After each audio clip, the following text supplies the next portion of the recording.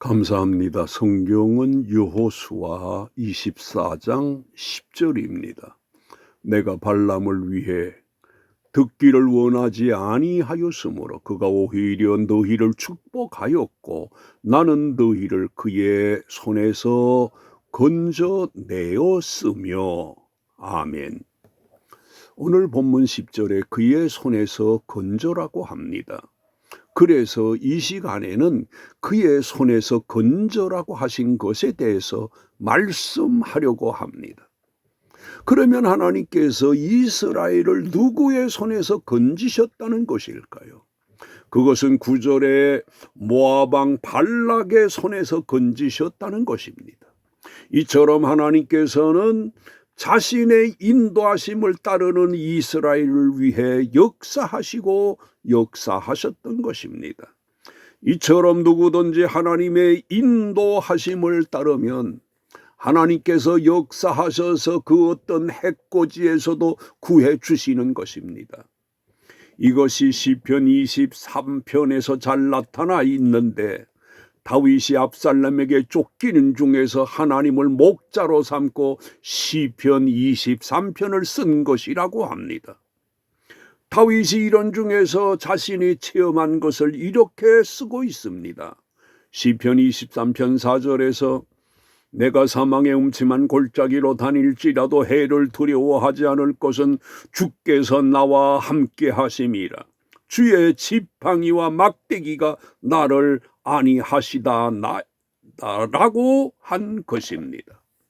오늘 본문에서의 이스라엘도 하나님의 인도를 따랐을 때에 있었던 일을 여호수아가 회고한 것입니다. 하나님께서 그 인도하심을 따르는 이스라엘을 위해서 역사적으로 계속해서 지키시고 보호하셨습니다.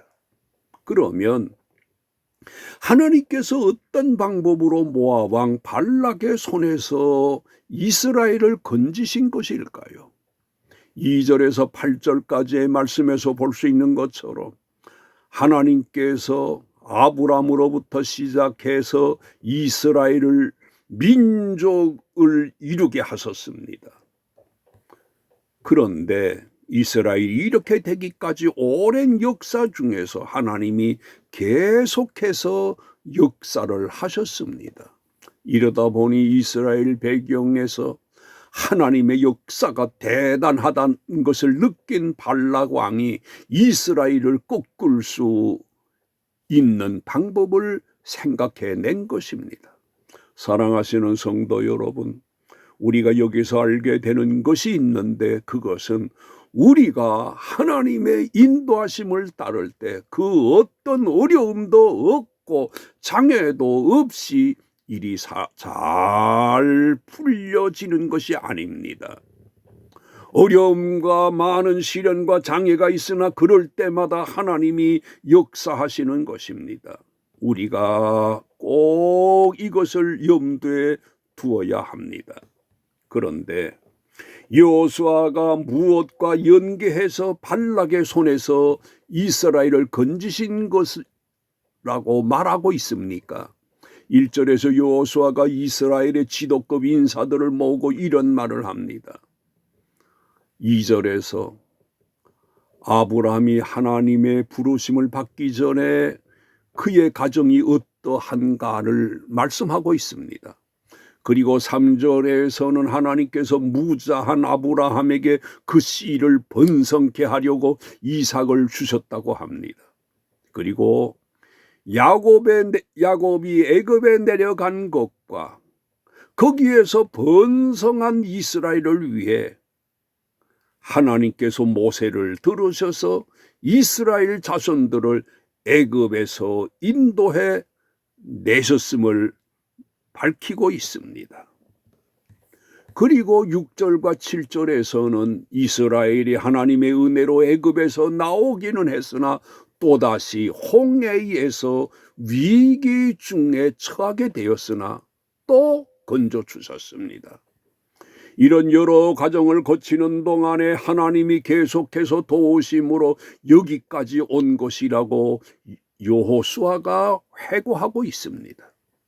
그리고 모압에서는 발락과 발람의 사건을 만났으나 하나님의 역사로 그들과의 싸움에서도 승리를 하게 하셨다고 합니다.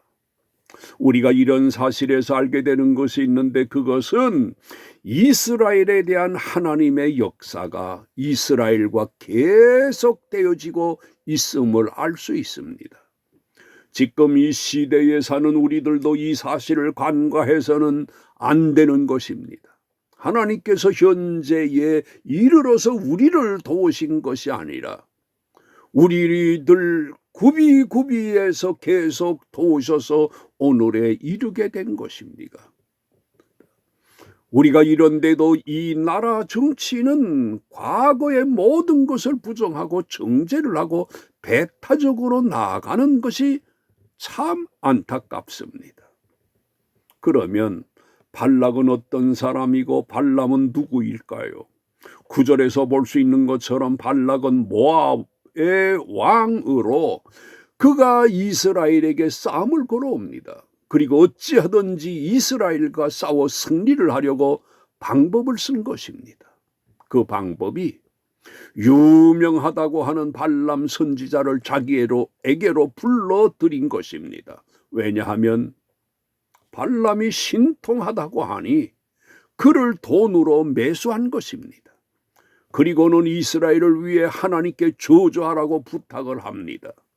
이에 발락에게 매수된 발람이 그의 부탁대로 하나님께 이스라엘에게 저주하는 기도를 드렸는데 하나님이 어떻게 역사하셨다고 합니까? 이것에 대해 9절과 10절에서 이렇게 말씀하시고 있습니다. 모압 왕 십볼의 아들 발락이 일어나 이스라엘과 싸우더니 사람을 보내어 부올의 아들 발람을 불러다가 너희를 저주하게 하려 하였다고 합니다. 그리고 발락의 이런 부탁을 받은 발람이 어떻게 합니까? 하나님께 기도를 합니다. 이스라엘을 저주하는 기도를 한 것입니다. 그런데 하나님께서 이 기도에 대해 어떻게 하셨다고 합니까? 내가 발람을 위해 듣기를 원하지 아니하였으므로 그가 오히려 너희를 축복하였고 나는 너희를 그의 손에서 건져내셨다고 합니다. 발람이 이스라엘에게 저주하였으나 도리어 축복 기도가 나왔던 것입니다. 그 기도대로 이스라엘이 이기게 하신 것입니다.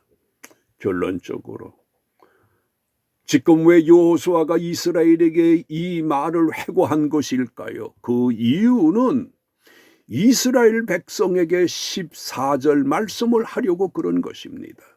14절에 그러므로 이제는 여호와를 경외하며 온전함과 진실함으로 그를 섬기라. 너희의 조상들이 강 저쪽과 애굽에서 섬기던 신들을 치워버리고 여호와만 섬기라는 이 말을 하려고 과거 역사를 회고한 것입니다. 이것은 이스라엘에 대한 하나님의 바라시는 것입니다. 여호와만 섬기는 것을 하나님이 바라시는 것입니다. 그러므로 우리들도 계속해서 우리들에게 역사하신 하나님만을 섬기는 저와 여러 성도님들이 되시기를 주의 이름으로 축원합니다. 하나님 감사드립니다. 구비마다에서 우리를 지키시고 여기까지 오게 하신 하나님, 우리가 이것을 잊지 않고 하나님만 섬기는 우리들이 되게 하여 주시옵소서. 예수님의 이름으로 기도드리옵나이다. 아멘.